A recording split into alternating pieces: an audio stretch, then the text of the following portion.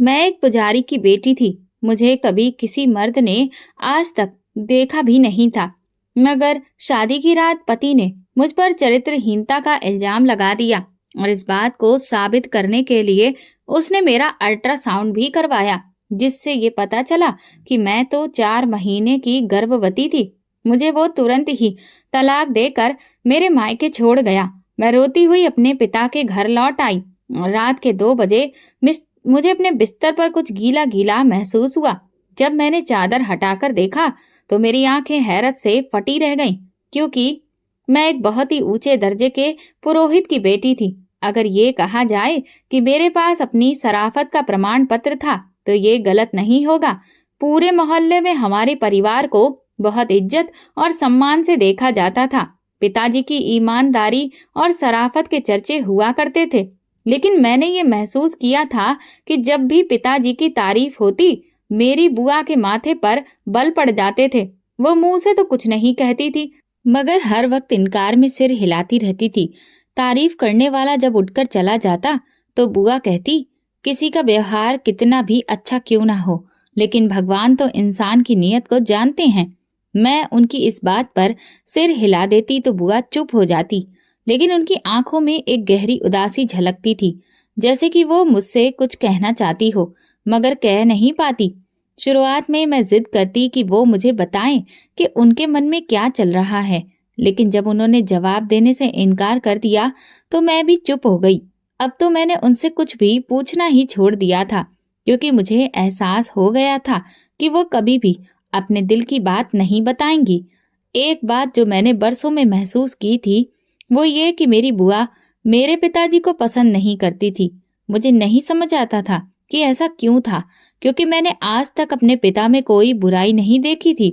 सबसे बड़ी बात ये थी कि फूफा जी के देहांत के बाद पिताजी ने पूरे गर्व के साथ अपनी विधवा बहन को अपनाया था।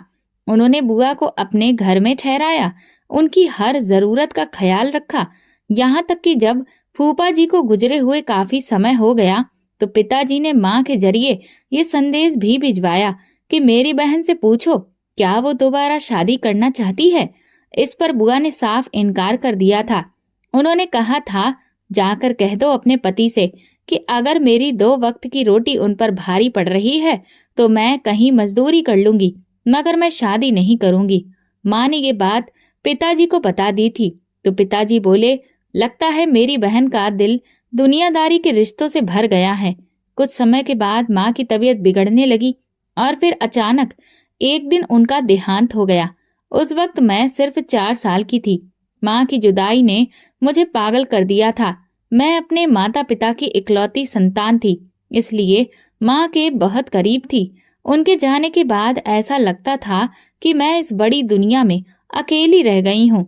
मुझे किसी भी चीज में दिलचस्पी नहीं रही थी। खेल कूद में भी मेरा मन नहीं लगता था।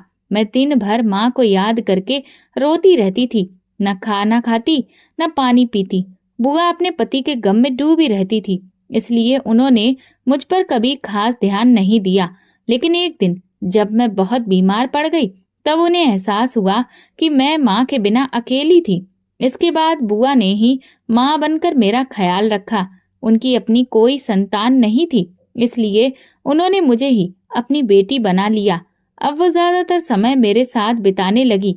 माँ के जाने के बाद मैं बहुत अकेली पड़ गई थी, इसलिए मैंने बुआ के साय में माँ का प्यार ढूंढना शुरू कर दिया।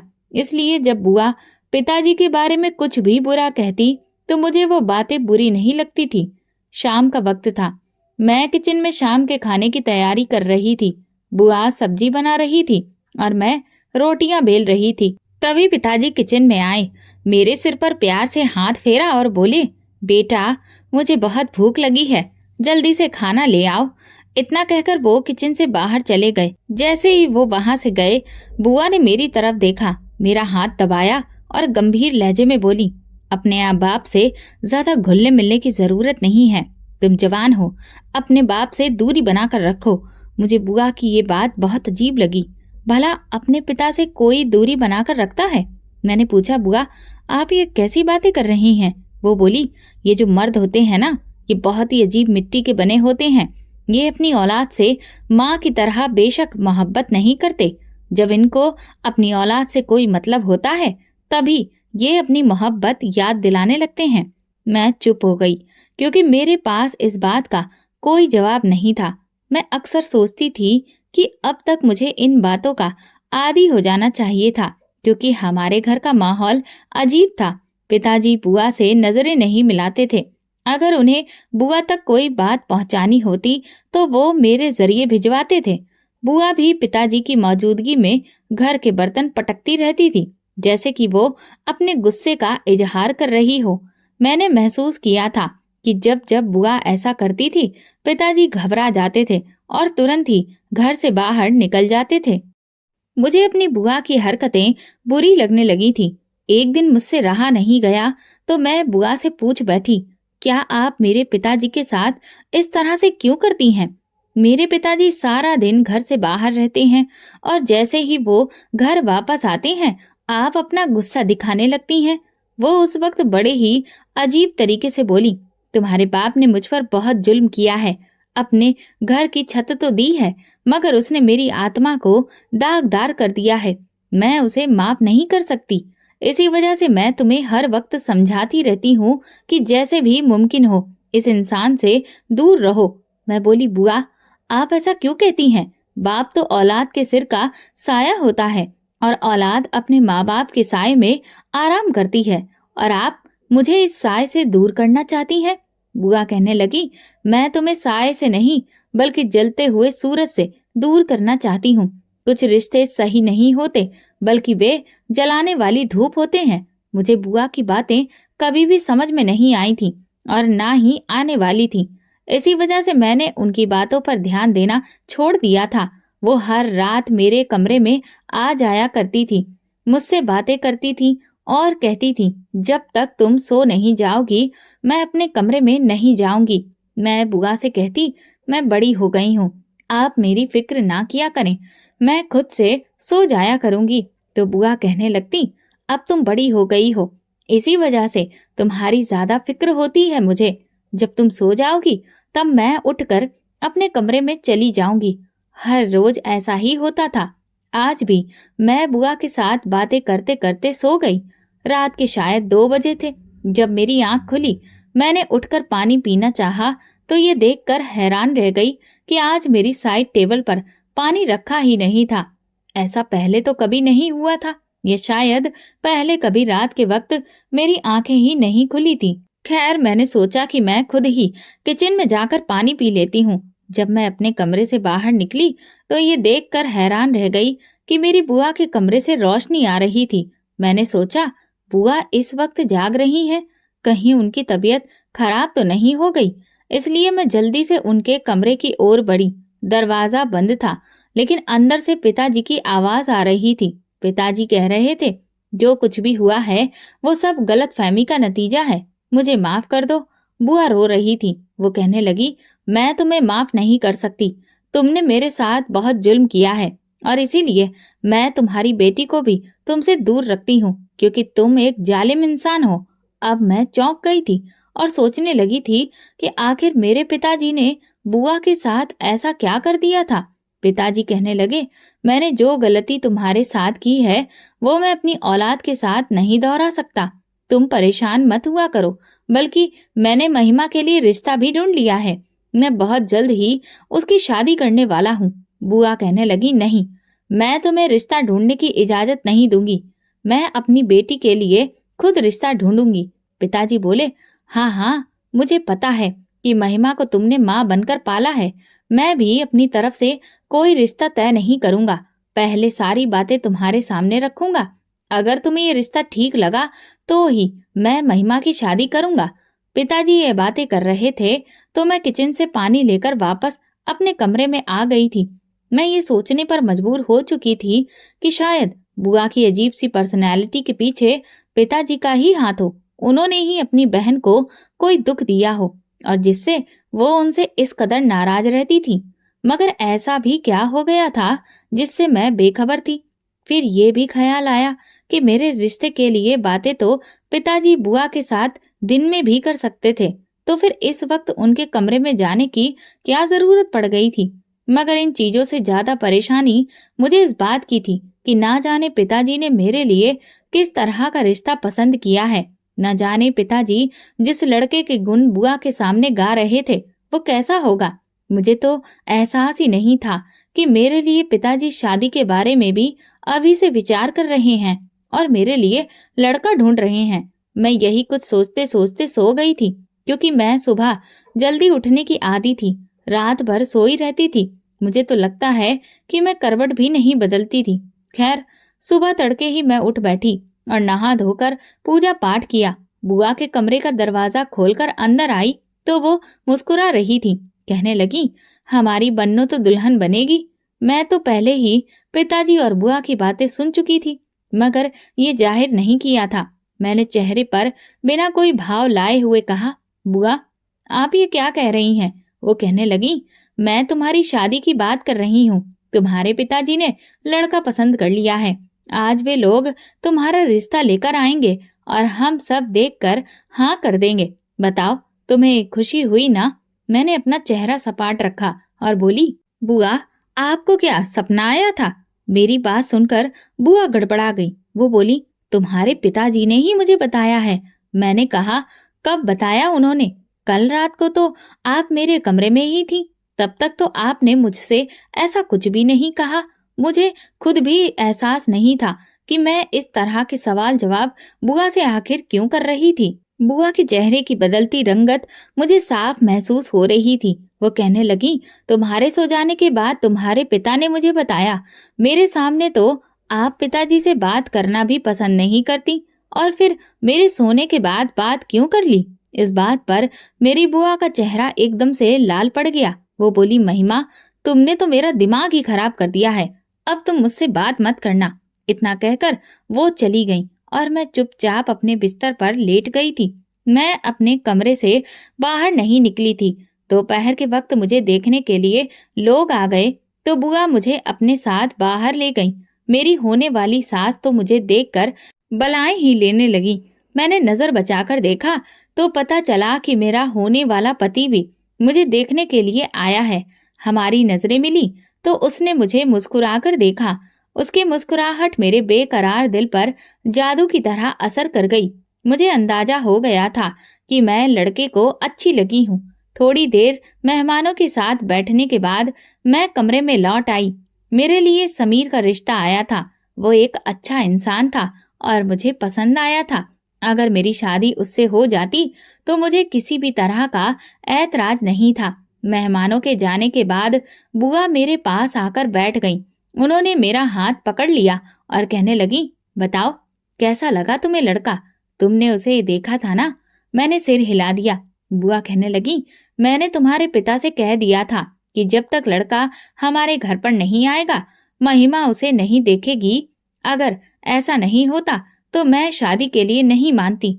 तुम्हारे पिता को मेरी जिद के आगे हार माननी पड़ी। मैं मुस्कुरा दी। सुबह जब बुआ ने मुझसे मेरी शादी के बारे में बात की थी तो मैं बहुत परेशान हो गई थी, लेकिन अब जबकि मैंने लड़के को खुद से देख लिया था तो मुझे सुकून मिल गया था। बुआ कहने लगी, हाँ बेटा, तुमने बिल्कुल सही अंदाजा लगाया। वो लड़का अच्छा है और देखने में भी ठीक लग रहा था। मैंने सिर हिलाया और बुआ के गले लग गई। उनकी आंखों में आंसू थे। वो कहने लगी, अच्छा होगा कि तुम समय पर विदा होकर अपने घर चली जाओ। इस घर से जितनी जल्दी हो सके चली जाओगी तो अच्छा ही रहेगा। बुआ की बात सुनकर मैं बोली, मेरे जाने के बाद पिताजी के जुल्म से आपको कौन बचाएगा? बुआ हंसने लगी। अब मुझे किसी से डर नहीं लगता।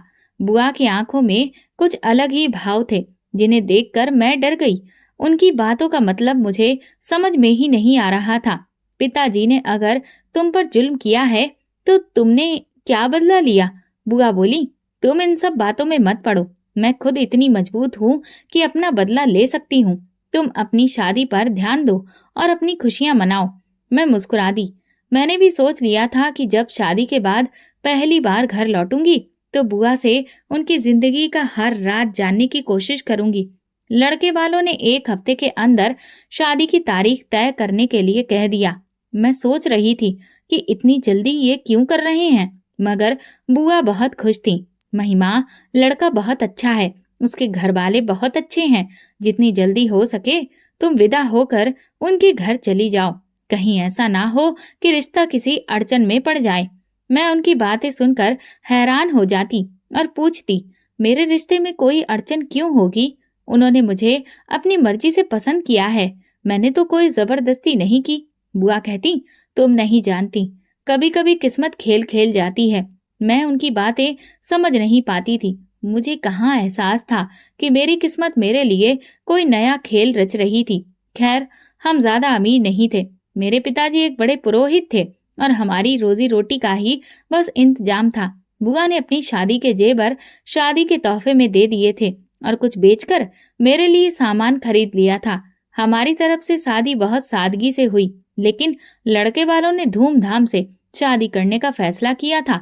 उन्हें हमारी आर्थिक स्थिति के बारे में पता था, इसीलिए उन्होंने कम लोगों की बारात लाने का वादा किया। शादी का दिन आ गया। मैंने अपनी सहेली का लहंगा उधार लिया और पहन लिया। मैं बहुत खूबसूरत लग रही थी, नाजुक, पतली सी और बहुत गोरी चिट्ठी। मुझे खुशी थी कि मेरी जिंदगी बदलने वाली थी। फेरों के बाद विदाई का समय आया तो मैं बुआ के गले लगकर रो पड़ी। उस वक्त मुझे अपनी माँ की बहुत याद आ रही थी। पिताजी ने मेरे सिर पर हाथ रखा और बोले, बेटा, रोने की जरूरत नहीं है। अपनी नई जिंदगी के लिए प्रार्थना करो, भगवान सब अच्छा करेगा। मैं गाड़ी में बैठ गई। मेरे पति मेरे पास बैठे थे। मेरी आंखों से आंसू गिर रहे थे तो उन्होंने मेरा हाथ पकड़ लिया। मेरे दिल की धड़कनें तेज हो गईं। हमेशा मेरी बनकर रहना, मैं उम्र भर तुम्हारा साथ दूंगा, तुम्हारी आंखों में कभी आंसू नहीं आने दूंगा। मैं बहुत परेशान थी, इसलिए मेरे पति मुझे तसल्ली देने लगे। तुमसे पहले भी माँ ने मुझे कई लड़कियों की तस्वीरें दिखाई थी, लेकिन मुझे उनमें कोई दिलचस्पी नहीं थी। मगर जब मैंने तुम्हें देखा तो मैंने सोच लिया कि तुम ही मेरी पत्नी बनोगी, तुम ही मेरे घर की रानी बनोगी। उनकी बातें सुनकर मेरा दिल सुकून में आ गया। हमारी अजनबीपन की दीवारें कुछ ही पलों में मिट गईं। मैं अपनी किस्मत पर फक्र कर रही थी कि मुझे इतना अच्छा जीवन साथी मिला है। मुझे लगने लगा कि उसकी संगत में मेरी जिंदगी बहुत खूबसूरत गुजरेगी। लेकिन मुझे कहाँ पता था कि किस्मत पलटने वाली है। मैं ससुराल पहुंची तो मेरे पति ने मेरा हाथ पकड़कर मुझे गाड़ी से नीचे उतारा। घर में फिर रस्में हुई और उसके बाद मुझे बेडरूम में बिठा दिया गया। मेरा बेडरूम वो फूलों से सजा हुआ था। थोड़ी देर के बाद मेरे पति कमरे में आए। अब तुम इस कमरे की ही नहीं बल्कि पूरे घर की मालकिन हो। तुम जो चाहे कर सकती हो, तुम पर कोई रोक टोक नहीं है। मुझे बस तुमसे वफा चाहिए।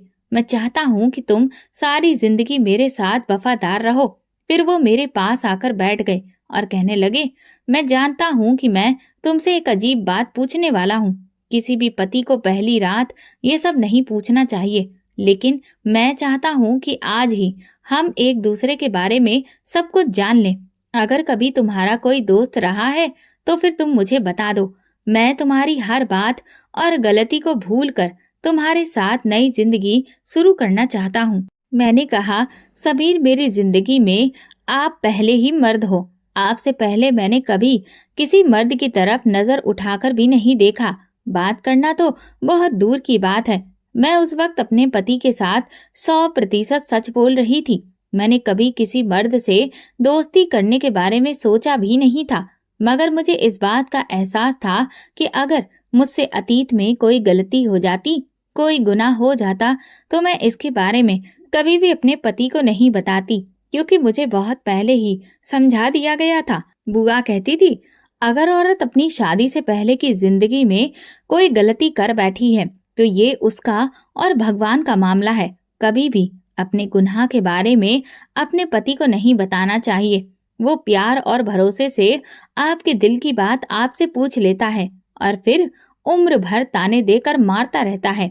कभी भी मर्द के प्यार के जाल में फंसकर अपनी गलती नहीं बतानी चाहिए। हमारा जो भी गुनाह है वो हमारा और भगवान का है, उसके बारे में पति को कुछ पता नहीं होना चाहिए। मेरा पति मुस्कुरा दिया। वो कहने लगा, हाँ महिमा, मैं जानता हूँ कि तुम एक पुरोहित की बेटी हो। तुम कभी कोई गलती नहीं कर सकती। तुमसे शादी करने की भी यही वजह है कि तुम्हारा अतीत बेदाग होगा। मैं मुस्कुरा दी। मेरा पति मुझे प्यार भरी नजरों से देख रहा था। फिर वो कहने लगा, महिमा, तुम कपड़े बदल कर आ जाओ, हम दोनों बैठकर बातें करेंगे, एक दूसरे की पसंद नापसंद के बारे में पूछेंगे, हम अपनी जिंदगी के बेहतरीन दिन एक दूसरे के साथ गुजारेंगे। समीर की बातें सुनकर मेरी आंखें चमक उठी थी। ऐसा लग रहा था कि मुझे जिंदगी की तमाम खुशियां मेरे हाथ में पकड़ा दी गई हैं। मैं जल्दी से आरामदायक कपड़े पहन कर आई थी।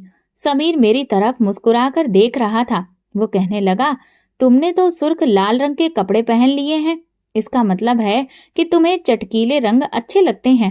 मैंने इनकार में सिर हिलाया और बोली, नहीं, वैसे तो मुझे लाल की जगह नीला रंग अच्छा लगता है, मगर बुआ ने कहा था कि शादी के पहले के दिनों में लाल रंग पहनना नई नवेली दुल्हन के लिए खुशियों को लेकर आता है। समीर, मैं चाहती हूँ कि आपके साथ मेरी जिंदगी खुशियों से भर जाए।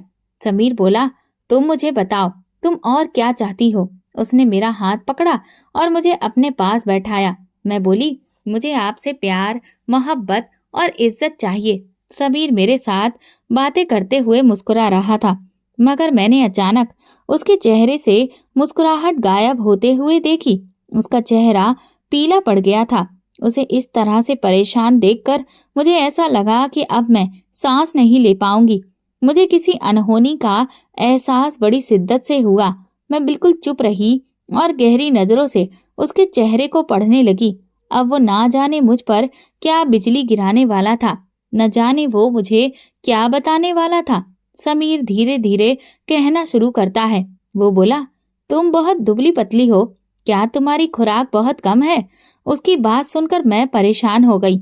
मुझे लगा कि शायद मेरे पति को मोटी लड़कियां पसंद हैं, तो मैं बोली, जी, मैं ज्यादा कुछ नहीं खा पाती, लेकिन फिक्र ना करिए, अगर आपको मोटी लड़कियां पसंद हैं तो मैं अपनी खुराक डबल कर लूंगी और कुछ ही दिनों में मोटी हो जाऊंगी। मुझ पर खाना बहुत जल्दी असर करता है। समीर कहने लगा, अगर यही बात है तो फिर तुम अपनी शादी के समय इतनी कमजोर क्यों हो? मैं घबरा गई और इसीलिए रुक रुक कर जवाब दे रही थी। मैं बोली, ये सिर्फ इसलिए है क्योंकि मुझे लगा कि आपको शायद पतली लड़कियां पसंद हो, इसलिए मैं डाइटिंग कर रही थी। समीर बोला, अच्छा, तो अपनी डाइटिंग में कामयाब हो गई हो? मैं बोली, जी बिल्कुल। वो बोला, फिर तुम्हारा ये पेट? उसने कुछ इस अंदाज में बात की कि मेरे सामने तो आसमान नाचने लगा। मैं बोली, क्या हुआ मेरे पेट को? वो बोला, ये इस कदर बड़ा हुआ क्यों है? तुम तो बहुत स्मार्ट हो और जो लड़कियां स्मार्ट होती हैं उनके पेट उभरे नहीं होते, तुम्हारे पेट को ये क्या हुआ है? मैंने अपने पेट पर हाथ रखा। ये बिल्कुल सख्त पत्थर की तरह था। मैंने ध्यान दिया कि मैं वाकई बहुत कमजोर थी, लेकिन मेरे पूरे शरीर में जो चीज साफ तौर पर दिख रही थी वो मेरा पेट था। मुझे अच्छी तरह याद है, जब मैंने अपनी सहेली से उसकी शादी का लहंगा लेकर पहना था तो वो मेरे पेट की जगह पर टाइट हो रहा था। मैंने उससे कहा था कि ये मुझे फिट नहीं है, थोड़ा सा टाइट है। मेरी सहेली हंस दी। वो कहने लगी, अच्छा, तो तुम शादी की खुशी में मोटी हो गई हो? फिक्र ना करो। ना तो उसने इस तरफ कोई खास ध्यान दिया था और ना ही मेरा ध्यान गया था। अब मैं बहुत घबरा गई थी। मैंने समीर से कहा, फिक्र ना करें, मैं एक्सरसाइज करूंगी। मेरी आंखों में आंसू आ गए। मैंने कहा, वैसे क्यों कर रहे हैं आप? वो कहने लगे, तुम जानती हो ना कि मैं डॉक्टर हूँ, मैं चेहरे को देखकर ही बीमारी की वजह पकड़ लेता हूँ। मैंने कहा, तो फिर क्या दिक्कत है? क्या मुझे किसी तरह की कोई बीमारी हो गई है? समीर ने इनकार में सिर हिलाकर मुझे गहरा झटका दिया। वो कहने लगा, तुम्हें एक बहुत खतरनाक बीमारी है, बेवफाई की। उसकी बात सुनकर मेरे दिल की धड़कनें थम गईं। ये आप क्या कह रहे हैं? मैंने कोई बेवफाई नहीं की। मेरा पति कहने लगा, तुम्हारे पेट में किसका बच्चा पल रहा है? मुझे सब सच बताओ। मैं फूट फूट कर रोने लगी। ऐसी कोई बात नहीं है, मैंने किसी के साथ कुछ गलत काम नहीं किया। मैं प्रेग्नेंट नहीं हूँ। मेरे पेट में बच्चा कहाँ से आ गया? वो बोला, मैं तुमसे सिर्फ वफादारी चाहता हूँ और कुछ नहीं, लेकिन तुमने ये क्या किया? किसी और का बच्चा लेकर मेरे घर में आ गई हो। अरे तुम्हें तो डूब कर मर जाना चाहिए। मैं अपने पति की बातें समझ ही नहीं पा रही थी। मैं बोली, आप ये क्या कह रहे हैं? मेरे पेट में बच्चा कहाँ से आ गया? मैं तो कभी किसी मर्द के साथ बात तक नहीं करती थी। मेरा पति कहने लगा, अगर तुम अपनी गलती मानने को तैयार नहीं हो तो मैं भी फिर तुम्हें ऐसे ही तलाक देने को तैयार नहीं हूँ, क्योंकि फिर सारी उम्र मुझे अफसोस रहेगा कि काश मैं तुम्हारी बात मान लेता। चलो, मैं तुम्हें एक डॉक्टर के पास लेकर चलता हूँ और तुम्हारा चेकअप करवा कर वापस लाता हूँ। अभी दूध का दूध और पानी का पानी हो जाएगा। मैं बोली, इसका मतलब आप अभी तक इसीलिए ऐसी बातें कर रहे थे? समीर ने कहा, हाँ, क्योंकि मैं किसी बदकिरदार औरत को अपने घर में नहीं रह सकता। उसने मेरा हाथ पकड़ा और मुझे बाहर ले गया। ये तो शुक्र था कि उस वक्त आंगन में कोई भी मौजूद नहीं था, क्योंकि सब लोग पूछने लगते कि तुम नई नवेली दुल्हन को कहाँ पर लेकर जा रहे हो। और अगर वो ये कह देता कि गायनाकोलॉजिस्ट के पास लेकर जा रहा हूँ तो फिर मेरी क्या इज्जत रह जाती। खैर, मैं चुप थी। मेरे पास तो कहने के लिए भी कुछ भी नहीं था। मैं दिल से भगवान से प्रार्थना कर रही थी कि अब वही मेरी मदद करे। लड़का बहुत अच्छा है, मैं इसे गंवाना नहीं चाहती। भगवान मेरा चरित्र सही साबित करे, मुझ पर किसी भी तरह का कोई भी इल्जाम ना लगे। मैं रोती रही और प्रार्थना करती रही। आखिरकार अस्पताल आ गया। वो मुझे डॉक्टर के पास ले गया। डॉक्टर ने अल्ट्रासाउंड किया और फिर जो कहा उसे सुनकर तो मुझे ऐसा लगा जैसे मुझ पर बिजली ही गिर गई हो। डॉक्टर ने कहा, आप 4 महीने की प्रेग्नेंट हैं। मैं इनकार में सिर हिलाने लगी और बोली, ये तो नहीं हो सकता। आज तक मुझे कभी किसी ने हाथ तक नहीं लगाया। मेरी इस बात पर डॉक्टर मुस्कुरा दिया। वो कहने लगा, हर लड़की गुनाह करने के बाद ऐसे ही कहती है, लेकिन माफ करना, मैं रिपोर्ट को बदल नहीं सकता। जो सच है वो सच है। मैं उठकर बाहर आ गई। पीछे पीछे समीर भी आया। उसने मेरा हाथ पकड़ा और मुझे अपनी गाड़ी में बिठाकर अपने साथ ले गया। वो कहने लगा, अब तुम अपनी सफाई में कुछ कहोगी? मैं फूट फूट कर रोने लगी। मैंने कहा, समीर, सब कुछ आपके सामने आ गया है। मैं 4 महीने की प्रेग्नेंट हूँ, लेकिन भगवान गवाह है, आज तक मैंने कभी किसी से बात तक नहीं की। उससे मिलना जुलना तो बहुत दूर की बात है। मुझे नहीं पता कि ये बच्चा किसका है और कहाँ से आया है। समीर मेरी आंखों में आंखें डालकर कहने लगा, तो फिर अपने आसपास निगाह रखो। तुम्हारे साथ ये जुल्म किसने किया? तुम्हारे घर में कितने लोग रहते हैं? मैं बोली, हम बस 3 ही लोग हैं, मैं, मेरे पिता और बुआ। समीर कहने लगा, अपने आसपास ध्यान रखना। इसके बाद उसने मुझे तलाक दे दिया। मैंने उससे कुछ भी नहीं कहा, क्योंकि शायद मेरी किस्मत में यही लिखा था। वो मुझे मेरे पिता के घर छोड़ गया। मैंने दरवाजे पर दस्तक दी। बुआ ने दरवाजा खोला। वो मुझे देखकर हैरान रह गई और कहने लगी, तू यहाँ कैसे आ गई? अभी तो रात का 1 बजा है। तू अपना घर छोड़कर यहाँ पर कैसे आ गई? नई नवेली दुल्हन शादी की पहली रात मायके वापस नहीं आया करती। मैं बोली, बुआ, मेरे पति ने मुझे तलाक दे दिया है। ये सुनकर बुआ का मुंह खुला का खुला रह गया। वो कहने लगी, तुम ये क्या कह रही हो? ये कैसे मुमकिन है? उसने तुझे तलाक क्यों दिया? मैं बोली, क्योंकि मेरे पेट में 4 महीने का बच्चा है। मेरी ये बात सुनकर बुआ ने मेरे मुंह पर जोरदार थप्पड़ जड़ दिया। वो कहने लगी, तूने किसके साथ मुंह काला किया? तुझे शर्म नहीं आई?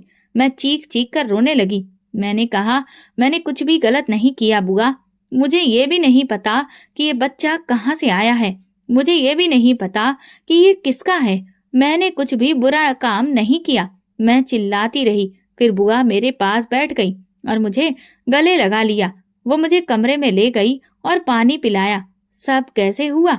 उन्होंने पूछा। मैंने कहा, मुझे नहीं पता बुआ, मेरा कोई कसूर नहीं है। इतना कहकर वो पिताजी के कमरे में चली गई। पिताजी गहरी नींद में सो रहे थे। मैं भी वहां गई। मैंने कहा, पिताजी उठिए, मेरी बात सुनिए।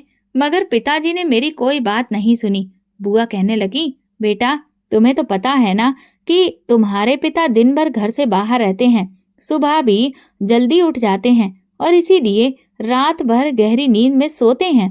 अब ये सुबह ही उठेंगे, तब तुम अपनी बात उन्हें बता देना। बुआ पूरी रात मेरे साथ बैठकर रोती रही। मैंने उनसे कहा कि मेरा मुजरिम मेरे सामने कब आएगा। वो बोली, तुम चिंता मत करो, जिसने तुम्हारे साथ ऐसा किया है मैं उसे ढूंढ ही लाऊंगी। तू मुझ पर भरोसा रख। सुबह बुआ पिताजी को उठाने के लिए कमरे में गईं। पिताजी उठते ही मंदिर चले गए, फिर बहुत देर बाद घर लौटे। घर आते ही कहने लगे, क्या बात है, मोहल्ले के लोग बता रहे थे कि रात को हमारे घर से रोने की आवाजें आ रही थी। कौन रो रहा था? मैं कमरे से बाहर निकल आई और कहा, पिताजी मैं रो रही थी। वो मुझे देखकर हैरान रह गए। क्या हुआ बेटी? उन्होंने पूछा। मैंने सारी बात उन्हें बता दी। पिताजी के चेहरे की रंगत उड़ गई। मैंने कहा कि इसमें मेरा कोई कसूर नहीं है। मुझे नहीं पता कि मेरे साथ ये सब किसने किया। वो चुप रहे। उन्होंने सिर झुका लिया और फिर घर से बाहर निकल गए, जबकि मैं बड़ी परेशान थी। कोई सिरा मेरे हाथ में नहीं आता था। मेरे घर में तो हम 3 लोगों के सिवा कोई नहीं था। एक मैं, पिताजी और बुआ। उनमें से किसी पर भी शक नहीं किया जा सकता था। मगर मैंने सोच लिया था कि मैं हर हाल में अपने मुजरिम तक पहुंच जाऊंगी। मैं भगवान से प्रार्थना करती थी कि जिसने भी ये सब किया है उसे बेनकाब कर दो। मैंने अपने घर के मामलों पर नजर रखना शुरू कर दिया। मैंने किसी को भी ये महसूस नहीं होने दिया था कि मैं हर चीज पर नजर रख रही हूँ। भले ही मैं अपने गम में खोई थी, मगर मुझे हर बात का एहसास था कि मेरे आसपास क्या हो रहा है।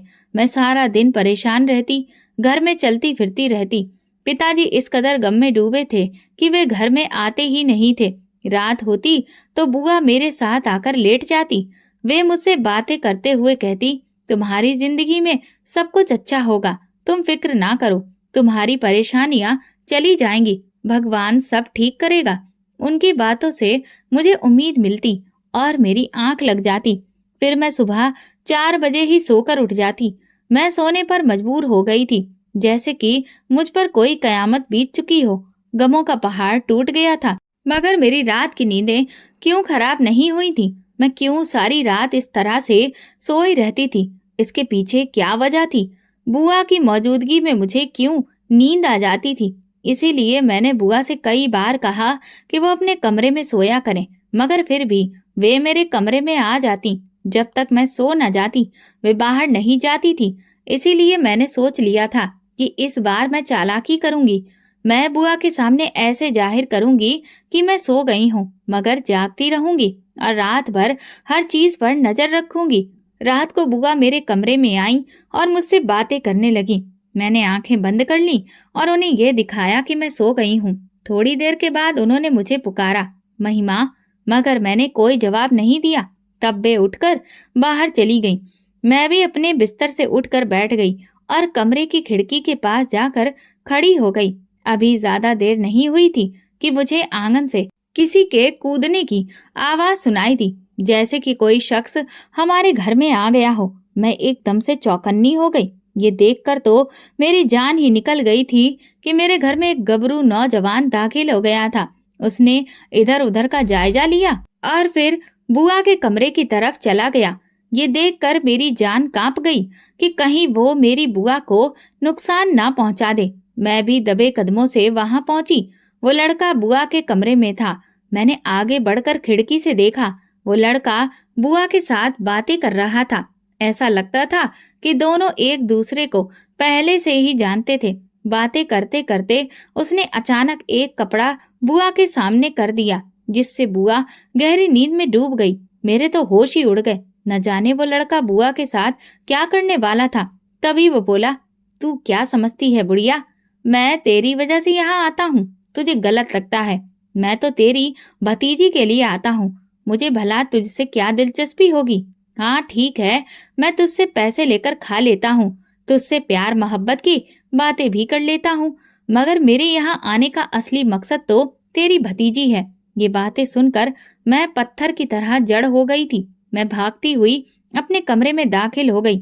मैंने बिस्तर पर 2 तकिए रखकर उन पर चादर डाल दी, ताकि ऐसा लगे कि वहां पर कोई सोया हुआ है। फिर मैं अटैच्ड बाथरूम में जाकर छिप गई। मैंने दरवाजे की तरफ से देखा। वो लड़का मेरे कमरे में आया। उसने शीशी निकाली, उसमें से रूमाल भिगोया और मेरे बिस्तर की चादर हटाकर मुझे सुलाने की नीयत से आगे बढ़ा। मगर जब उसने बिस्तर पर मुझे नहीं पाया तो हैरान रह गया। वहां तो सिर्फ 2 तकिए पड़े थे। उसके हाथ की बेहोशी की दवा बिस्तर पर गिर गई थी, जिससे वो गीला हो गया। लड़के ने इधर उधर मुझे तलाश करने की कोशिश की, मगर उसे समझ आ गया कि मैं जाग रही हूँ। वो घबरा गया कि कहीं मैं किसी को बता न दूं। अपनी जान बचाने के लिए वो मेरे घर से भाग गया। मैं बाथरूम में बैठी फूट फूट कर रोने लगी। हे भगवान, ये क्या हो गया? ये सब क्या था? मुझे कुछ समझ में नहीं आ रहा था। मैं बुआ के कमरे में गई और उन्हें पुकारा, मगर वे तो बेहोश पड़ी थी। पिताजी के कमरे में गई तो वो भी गहरी नींद सो रहे थे। मैं फिर वापस अपने कमरे में आई और दरवाजा बंद कर लिया और रात भर अपने कमरे से बाहर नहीं निकली। सुबह उठकर बाहर गई तो देखा कि बुआ और पिताजी जाग चुके थे। वे मंदिर के लिए निकल गए थे। मुझे देखकर बुआ कहने लगी, अरे तुम इतनी जल्दी कैसे जाग गई? मैं बोली, मैंने अपना मुजरिम ढूंढ लिया है। बुआ हैरान रह गई और बोली, कहाँ है तुम्हारा मुजरिम? बताओ मुझे। मैंने बुआ का हाथ पकड़ा और उन्हें अपने कमरे में ले गई। फिर कहा, मुझे आज आप सच बता दे, मेरे पिता ने आप पर क्या जुल्म किया था? बुआ की आंखों में आंसू आ गए। वे कहने लगी, शायद मैं तुम्हें ये बात कभी नहीं बता पाती, मगर अब क्योंकि तुम खुद एक गम से गुजर रही हो तो मैं तुम्हें सब कुछ बता देती हूँ। जवानी में मैं एक लड़के को पसंद करती थी। वो भी मुझे चाहता था और कहता था कि मैं तुमसे शादी करूंगा। मेरी माँ भी मान गई थी, मगर तुम्हारे बाप ने इस रिश्ते में अड़ंगा डाल दिया। वो कहने लगा कि मैं इस लड़के से अपनी बहन की शादी नहीं करूंगा, क्योंकि लड़का केबल का काम करता है और गलत तरीके से पैसे कमाता है। ये मेरी बहन को काली कमाई खिलाएगा। मेरे भाई ने मेरा बाहर रिश्ता नहीं होने दिया और अपने किसी पंडित दोस्त से ही मेरी शादी कर दी। वो उम्र में मुझसे 20 साल बड़ा था। मेरा पति अच्छा था, मगर मैं अपनी मोहब्बत को भुला नहीं पाई थी। शादी को कुछ ही समय बीता था कि फिर मेरा पति मर गया। ये सजा मेरे लिए बहुत बड़ी थी। ससुराल वालों ने मुझे मनहूस कहकर घर से निकाल दिया। मैं वापस अपने घर आ गई। अब मेरा भाई मुझसे नजरें चुराने लगा। उसे पता था कि ये सब उसकी वजह से ही हुआ है। अगर वो मेरी पसंद से शादी करवा देता तो आज मैं विधवा ना होती, मेरे पास मेरे पति का साथ होता। भाई मुझसे बात करने से भी डरता था। उसने अपनी पत्नी से कहा कि जाकर पूछो मेरी बहन से कि क्या वो दोबारा शादी करना चाहती है या नहीं। मैंने अपने प्रेमी का नंबर तलाश किया और उससे बात की तो उसने कह दिया कि मैं अब शादी कर चुका हूँ। मेरी जिंदगी में तुम्हारी अब कोई जगह नहीं है। मैं भी दूसरी शादी से इनकार कर दिया। उसी दिन से लेकर अब तक मुझे तुम्हारे बाप से नफरत है। मुझे डर लगता था जब वो तुमसे प्यार से पेश आता, तुम्हारे नाज उठाता, तो मुझे लगता कि वो तुम्हारी शादी किसी बड़ी उम्र के मर्द से कर देगा। तुम इनकार करोगी तो तुम्हें मेरी मोहब्बत का याद दिलाकर ऐसे तुम्हें ब्लैकमेल करेगा। मैंने तुमसे बहुत प्यार किया है बेटी, तुम्हारी हर ख्वाहिश पूरी की है। क्या तुम मेरी छोटी सी ख्वाहिश पूरी नहीं कर सकती? ये सब कहकर तुम्हें बरगलाएगा।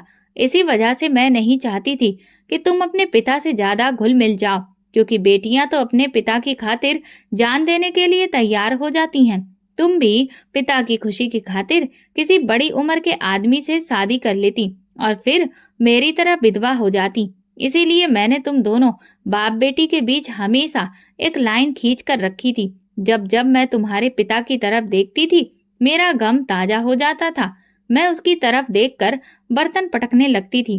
खैर, मैंने भी सोच लिया था कि मैं इस आदमी से बदला लेकर रहूंगी। ये क्या कहता था कि मुझे मेरा पति काली कमाई खिलाएगा।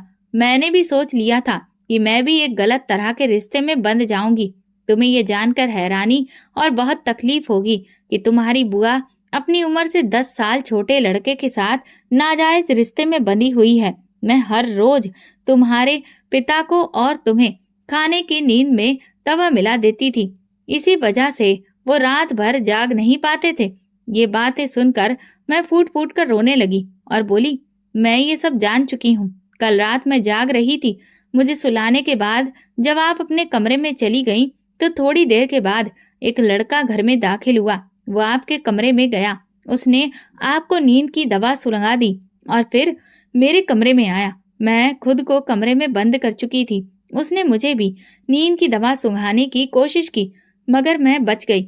वो आपके कमरे में कह रहा था कि मैं तुम्हारी खातिर नहीं बल्कि तुम्हारी भतीजी की खातिर यहाँ पर आता हूँ। मुझे जिसने पेट से किया है वो कोई और नहीं बल्कि वही लड़का है जिसे आप घर बुलाती थी। आपका गुनाह मेरी जिंदगी का सबसे बड़ा गुनाह बन गया है।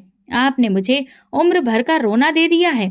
मैं ये बातें करती रही और फिर बेहोश हो गई। मेरी आंख अस्पताल में खुली थी। बुआ ने बताया कि तुम्हारे पेट में जो बच्चा पल रहा था वो खत्म हो गया है। बुआ की बात सुनकर मेरी आंखों में आंसू आ गए थे, क्योंकि मैं इस बच्चे को प्यार नहीं दे पाती। वो मुझे हमेशा मेरी तकलीफ और अतीत की याद दिलाता और मैं उम्र भर उसे देखकर बच्चे से नफरत करती रहती। बुआ ने उस लड़के से बदला लेने का सोच लिया था। उन्होंने उसे फिर से एक रात घर में बुलाया। जब वो दाखिल हुआ तो उन्होंने पुलिस को फोन कर दिया और कहा कि ये एक चोर है। चोरी के इल्जाम में उसे गिरफ्तार करवा दिया गया। उधर मेरे तलाक की खबर भी पूरे परिवार में फैल चुकी थी। मुझे इस बात का डर था कि अब हर कोई मुझ पर ही आरोप लगाएगा, मगर भगवान भला करे समीर का। उसने सबको यही कह दिया कि मैं अपनी पत्नी को तलाक इसलिए दे रहा हूँ क्योंकि मुझे कोई और लड़की पसंद थी। उसने मेरा इल्जाम अपने सिर पर ले लिया था।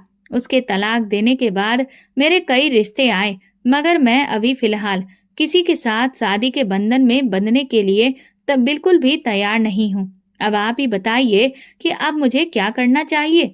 दोस्तों, अगर आपको हमारी कहानी पसंद आई है तो प्लीज कमेंट करके जरूर बताइएगा। वीडियो को लाइक करिए और ज्यादा से ज्यादा शेयर करिए।